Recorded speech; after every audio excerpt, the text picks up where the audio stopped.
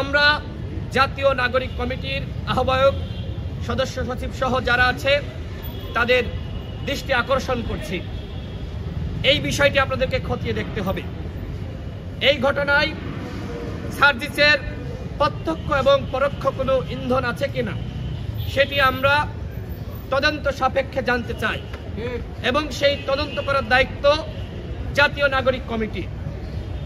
আমরা দেখেছি যে জাতীয় নাগরিক কমিটির মুখপাত্র বৈষম্য বিরোধী ছাত্র আন্দোলনের অন্যতম নেতৃত্ব সার্জিস, তিনি নিজে ওই অপরাধীদের যে প্রেস কনফারেন্স সেটার নোটিশ সাংবাদিকদের কাছে একটি গ্রুপে তিনি নিজে তার হোয়াটসঅ্যাপ আইডি থেকে প্রেরণ করেছেন।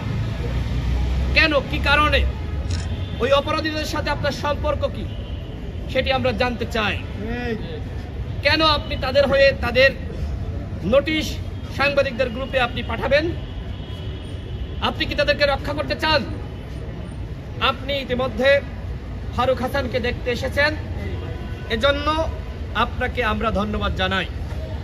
কিন্তু দেখতে আসার পরেও আবার সেই অপরাধীদের সাথে সম্পর্ক, তাদের নোটিশ সাংবাদিকদের গ্রুপে পাঠানো, এইটাকে আমরা খুব ছোটভাবে দেখছি না।